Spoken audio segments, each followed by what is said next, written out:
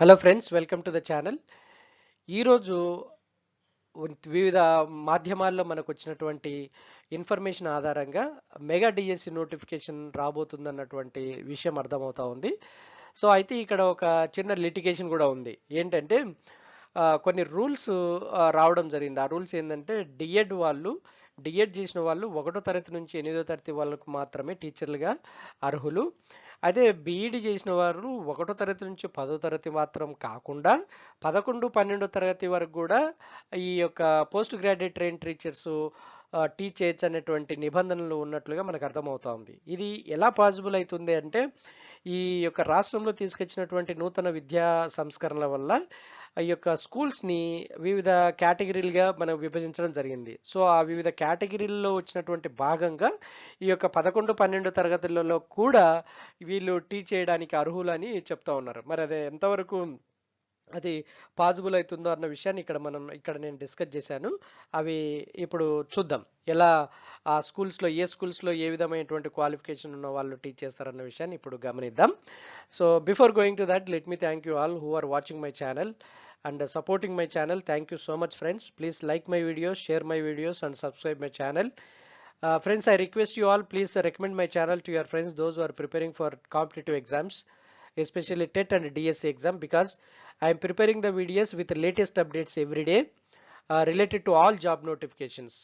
So and also I request that ఈ యొక్క video డిస్క్రిప్షన్లో నా వెబ్సైట్ లింక్ ఉంటుంది.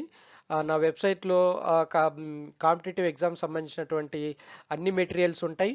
ఆ యొక్క వెబ్సైట్లోకి వెళ్ళి మీకు కావాల్సిన మెటీరియల్ మీరు డౌన్లోడ్ చేసుకోవచ్చు. మీ యొక్క ప్రిపరేషన్ను ఈజీగా చేసుకోవచ్చు.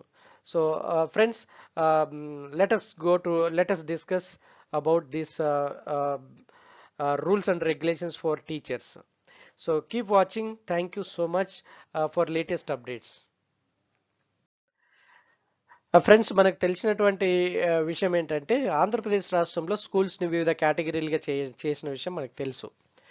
సో ఇందులో మెయిన్గా నేను ఇక్కడ డిస్ప్లే చేశాను, గమనించండి.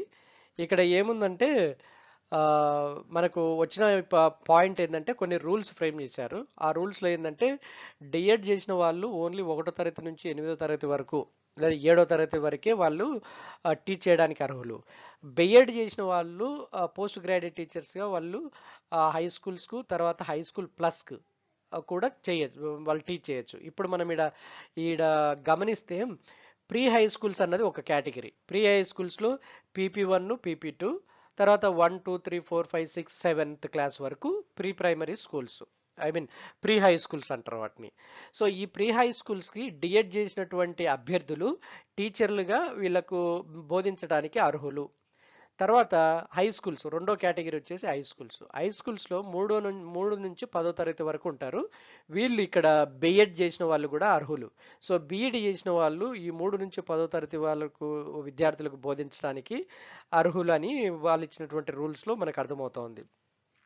తర్వాత హై స్కూల్ ప్లస్ అని ఇంకొక కేటగిరీ, ఇది మూడో category. Pre high schools, high school plus. ఈ హై స్కూల్ ప్లస్ అన్నది 3వ తరగతి నుంచి 12వ తరగతి వరకు ఉండేటువంటి స్కూల్స్ని హై స్కూల్స్ ప్లస్ అంటారు. ఇక్కడ పోస్ట్ గ్రాడ్యుయేట్ టీచర్స్ 11, 12వ తరగతికి కూడా బోధించవచ్చు. జనరల్గా ఇప్పుడున్న ఎడ్యుకేషన్ సిస్టమ్ ఏంటంటే 11, 12 తరగతులు బోధించే వాళ్ళను జూనియర్ లెక్చరర్స్ అంటాం అనమాట. కానీ ఇప్పుడు మారిన విద్యా సంస్కరణలో భాగంగా ఇప్పుడు ఏమైందంటే వీళ్ళు పోస్ట్ గ్రాడ్యుయేట్ పీజీటీ వాళ్ళు కూడా ఈ యొక్క 11, 12 తరగతులకు బోధించడానికి అవకాశం ఉంది. సో దీన్ని బట్టి చూసినప్పుడు ఏమవుతుంది అంటే ఈ యొక్క ఉపాధ్యాయుల రిక్వైర్మెంట్ చాలా చాలా ఎక్కువగా ఉంది. మనం ఇది వరకు నేను మొన్న వీడియోలో కూడా చెప్పాను. 2018 డిఎస్సి ఫిలప్ చేసినప్పుడే ఇంకా 7,500 పోస్టులు ఖాళీలు ఉన్నాయి. ఆ 2018 నుంచి 2021 ఈ రోజు వరకు రిటైర్డ్ అయిన ఉద్యోగులు 18,000 ఉన్నారు. సో 7,500 ఒక 18,000 కనుక్కుంటే 25,000 మంది ఉన్నారు. సో తర్వాత ఇప్పుడు వచ్చినటువంటి విద్యా సంస్కరణల వల్ల 3వ తరగతి నుంచి ఒక్కొక్క సబ్జెక్టుకు ఒక్కొక్క టీచరే బోధించాలన్నటువంటిది ఒక కండిషను. దానివల్ల ఇంకా రిక్వైర్మెంట్ ఎక్కువ అవుతుంది. అదే కాకుండా 1:20 ఒక టీచర్ 20 మందికే టీచ్ చేయాలన్నటువంటి ఇంకొక కండిషను ఈ యొక్క విద్యా సంస్కరణలో భాగంగా. కాబట్టి ఈ రకంగా చూసుకున్నా కూడా మళ్ళీ ఇంకా ఉపాధ్యాయుల కొరత ఎక్కువ ఉంది, ఉపాధ్యాయుల రిక్వైర్మెంట్ పెరిగింది.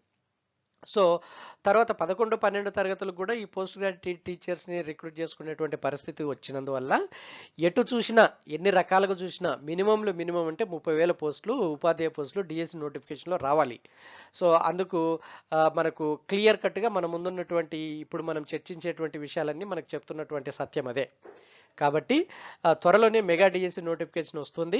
ఎవరైతే మెగా డిఎస్సి కోసం ఎదురు చూస్తున్నారో ప్రిపేర్ అవుతున్నారో వాళ్ళందరూ మీ ప్రిపరేషన్ కంటిన్యూ చేయండి. Hope the DSC notification will release soon and you will gain and you will acquire your dream job as a teacher. So